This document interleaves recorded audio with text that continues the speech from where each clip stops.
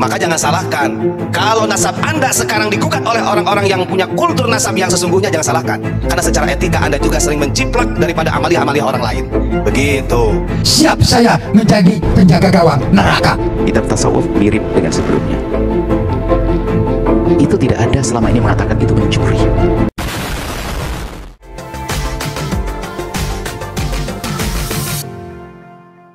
Pasca kelahiran sekte Ihmadiyah yang sangat-sangat membagongkan, terjadi dekadensi moral di mana-mana. Woi, Pahlawi Jahannam. Diam. Rasisme tumbuh subur di Indonesia ini. Ulama dan habaib dibentur-benturkan.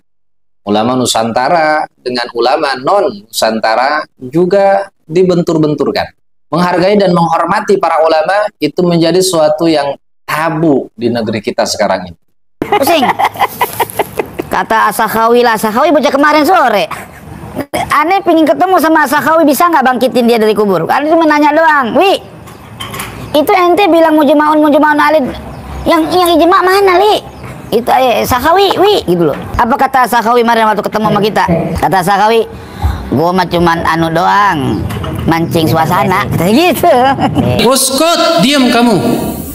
Salah satunya seperti apa yang dilakukan oleh gerombolan kiai-kiai dari Suryani ini, ya, dengan slogannya famaqali inna rahmatan kapal salam wa maqali inna rahmatan syir alayya ma fi Allah al-hakali ma fi Allah. Mereka mengklaim bahwa Imam Al-Haddad ini mencuri. Nah, ini kata-kata mencurinya ini loh ya, yang kita garis bawahi, mencuri rotibnya Al-Imam Ahmad Ar-Rifai. Kalau memang menukil, harusnya sumbernya diberitahu.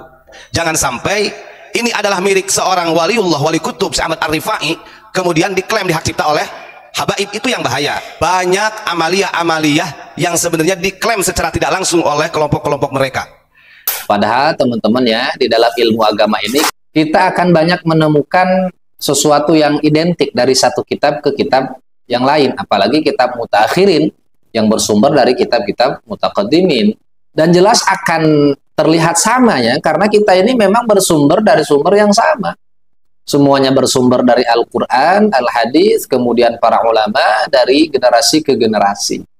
Dan dengan adanya klaim ini yang sangat tidak sopan ini, yang sangat tidak beradab ini, Buya Yahya merespon dengan sangat cerdas ya. Coba kita simak. Dari bahasa itu orang mengerti. Bahasanya ada sesuatu yang tersembunyi di hati. Kalau Anda cermati, kitab fikih yang ditulis oleh orang di belakang mirip dengan kitab fikih sebelumnya. Kitab tasawuf mirip dengan sebelumnya. Itu tidak ada selama ini mengatakan itu mencuri. Yang ada adalah orang yang berikut mengambil faedah ilmu dari orang yang sebelumnya. Pakai bahasa mencuri ini, Kak. Unik sekali kalimat mencuri. Buku fikih yang saya tulis itu, lihat, kalau Anda cocokkan dengan kitab Al-Quran, itu adalah dari situ. Apakah besok ada berita saya mencuri? Kenapa pakai bahasa mencuri? Lah orang yang berikut biasa mengambil dari yang sebelumnya. Loh kok sama beberapa zikirnya? Loh semuanya ngambil dari Nabi, ya sama dong. Anda baca Widul Fatih, itu banyak yang mirip Rotibul Haddad, mirip Rotibul Atas, mirip wiridnya Imam Rifai, ada semua yang kami susun itu. Ya kalau Anda mengatakan saya mencuri, loh saya mengambil faedah. Saya orang belakang kok. Yang aneh adalah saya ngomong, Imam Haddad belajar dari saya, ini kan baru aneh. Ya kalau orang itu sih, maksud kami ada apa dengan bahasa-bahasa semacam itu, wahai hamba Allah. Imam Ibnu Hajar, Imam Zakaria Al-Ansari, waktu menulis kitab misalnya, kitab Lubbul Usulnya, itu ternyata apa? Apakah dia mencuri dari kitab Jawab? Dia meringkes kok mengambil kitab Jamul Jawami. Fikihnya Minhajut Tolabnya dari Minhajut Talibinya Nawawi. Nggak ada bahasa-bahasa semacam itu. Kalau zikir semua mengambil dari Nabi. Anda saja bisa saja membuat satu menyusun zikir, mengambil kitab Adhkar yang Nawawi, Anda susun yang rapi, tiba-tiba ketemu dengan orang Pontianak sana atau orang Malaysia nyusun yang serupa. Apakah mencuri? Yang perlu kami cermati hanya kalimat mencuri. Kenapa harus mencuri? Nah, ini kalimat seperti itu. Saya sedih aja dengan hal-hal semacam ini. Kok ilmunya Imam Haddad diambil dari ilmu sebelumnya, dari guru-gurunya. Bahkan Imam Haddad dengan kitab Nasha'ih Diniyahnya itu juga ngambil daripada Imam Ghazali. Apakah lalu nanti lanjutkan Imam Haddad mencuri Imam Ghazali dalam kitab Nasha'ih Diniyahnya. Imam Haddad mencuri dari kitab apa gitu. Ini mohon maaf. Nanti Imam Rifai mencuri. Nanti Abdul Qadir Jalil mencuri. Subhanallah. Wahai hamba Allah, berbahasalah yang baik. Di dalam berakidah kita ahli sunnah wal jamaah, Imam Abu Mansur al-Maturidi itu adalah di sekitar, bukan Imam Abu Hasan Asy'ari adalah di Irak. Imam Abu Ja'far at-Tahawi di Mesir. Kemudian Imam al-Maturidi itu adalah di sekitar dekat Uzbekistan atau mana kemarin, An-Nahar itu di belakang. Bagaimana ilmunya mirip-mirip? Apa? Wah, mencuri, kayaknya dia ketemu buku mencuri.